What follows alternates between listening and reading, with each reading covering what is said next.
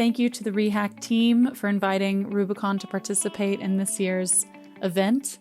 It was really inspiring for our team to just see all of the projects from the participants, to have really good discussions off the back of our workshop earlier with our sustainability team, and just hear some really good questions and insights.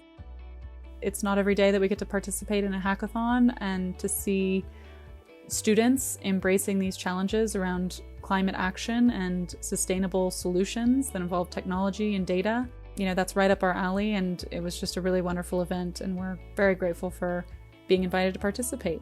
Everyone, welcome to the Rubicon workshop. We're honored to have Nick McCulloch and Allison right here to present about sustainable waste management. When you're considering kind of looking at the relationship between waste and climate change, understanding that full picture, that entire life of that waste, that piece of waste is really key. The real issue with how we're managing waste is that this kind of what should be a cycle isn't actually connecting. It's that really the way that we manage materials is extraordinarily what we would call linear, right? So when people are discussing the climate impacts of waste or our waste crisis in general, you will hear the terms linear economy and circular economy. Those are the kind of, I think at this point in time, the primary paradigms or the preeminent paradigms that people use to conceive of where we're at and where we need to go. What everybody's talking about is, how do we change this? How do we bend that line into a loop? Technology has really not had a central role in the world of waste management because it's, really historically all been about just the indiscriminate dumping of materials.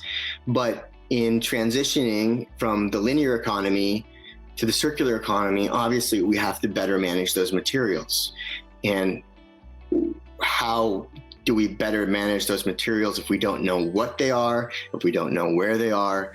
And so it's really clear that we need to find it makes sense to incorporate technology in kind of building our ability to identify, track, and better manage those materials.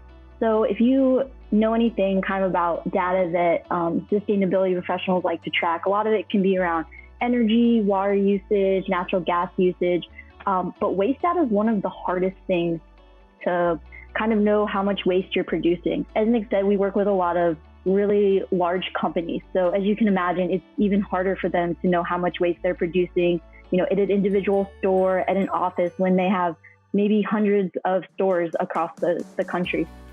So one thing that our team does is we want to bring transparency to people so that they understand how much they're generating. They can kind of understand more where their waste is going. And then that really helps them know what the impact is. It can help them understand, we're producing a lot of paper. What can we do to decrease that? So it helps them find solutions. So it's really important that we start connecting the dialogue between the producers, the designers, the consumers, and end-of-life managers. A lot of times we think about waste when it's already waste, and when we think about it then it's already too late. Thank you again for everyone. This has been a really incredible event, and we're looking forward to participating again in the future.